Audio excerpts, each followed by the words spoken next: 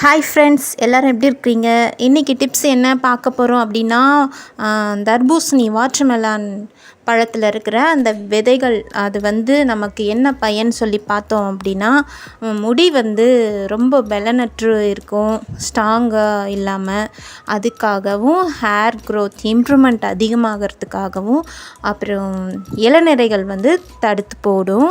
அதனால் இது வந்து நான் ட்ரை பண்ணி பார்த்துருக்கேன் 2 இயர்ஸாக.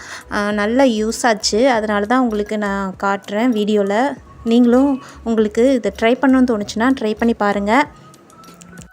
இந்த தர்பூசணி பழத்தில் இருக்கிற விதைகளை எடுத்து நல்லா வாஷ் பண்ணிவிட்டு நல்லா வெயிலில் காய வைக்காமல் வீட்டிலையே நிழலில் நல்லா காய வச்சுட்டு அதை வந்து இடித்து தூளாக்கிட்டு எண்ணெய் ஹீட் ஆனதும் இந்த விதைகளை போட்டுட்டு நார்மலாக கூலாக்கிடணும். எண்ணெயை நல்லா வந்து ஆற வச்சு எடுத்து வச்சுட்டு அப்புறம் நம்ம ஒரு பாட்டிலில் ஸ்ப்ரே பாட்டில் அந்த மாதிரி உங்களுக்கு எப்படி வசதியாக இருக்கோ அந்த மாதிரி ஒரு பாட்டிலில் போட்டு ஸ்டோர் பண்ணி வச்சுக்கிட்டு நீங்கள் ரெகுலராக எண்ணெய் எப்படி யூஸ் பண்ணுவீங்களோ அந்த மாதிரி ட்ரை பண்ணி பாருங்கள்.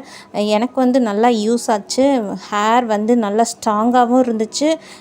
கலர் கூட கொஞ்சம் நல்லா சேஞ்ச் ஆகிறது நல்லா தெரிஞ்சிச்சு. நீங்கள் ட்ரை பண்ணி பாருங்கள்.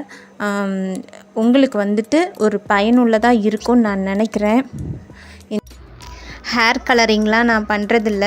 நார்மலாக வீட்டில் எல்லோரும் நெல்லிக்காய், கருவேப்பிலை, வெந்தயம்லாம் யூஸ் பண்ணுவாங்களே அந்த மாதிரி டைப்பில் தான் நான் யூஸ் பண்ணுறேன். ஒரிஜினல் முடி இது தான், பார்த்துக்கோங்க.